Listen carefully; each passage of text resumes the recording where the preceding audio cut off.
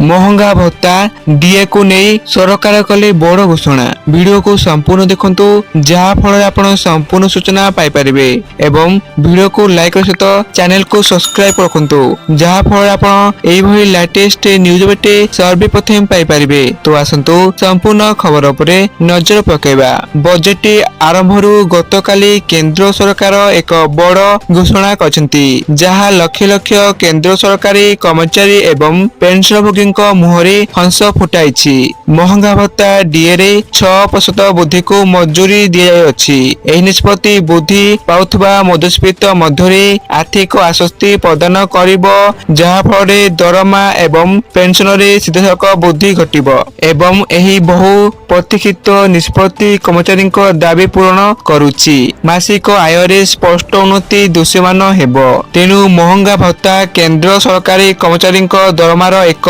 गुरुत्वपूर्ण अंश जहाँ मुद्रास्फीति को क्षतिपूरण दिए। सरकार एहाकू 6% वृद्धि करने निष्पत्ति नेछंती। एहा मोटू डीए हार वृद्धि करिबो जहाँ मूल दरमा उपरे आधारित कैबिनेट बैठक रे एही घोषणा गृहीत होइतिला। केंद्रीय कर्मचारी संघ एहाकू एक समयोचित पदक्षेप भावरे स्वागत करिछि। वर्धित परिमाण परवर्ती दरमा चक्रे लागू हेबो। तेणु केउ माने एहार उपकृत हेबे आसंतु जानिबा। समन्वय नियमित केंद्र सरकारी कर्मचारी अवसर प्राप्त कर्मचारी एवं पेंशनभोगी एथिरे उपकृत हेबे।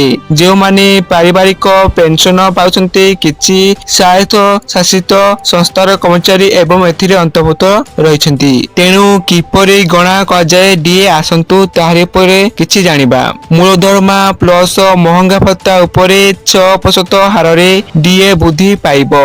उदाहरण स्वरूप जदि मूल दरमा 20,000 तेबे नूतन डीए प्रति मासरे पाय 1200 वृद्धि पाइब।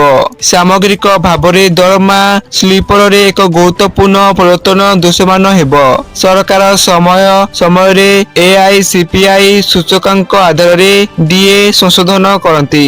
एथर समान सूत्र अनुसरण कराइथिला दरमा एवं पेंशन उपरे सीधासख प्रभाव पड़िब।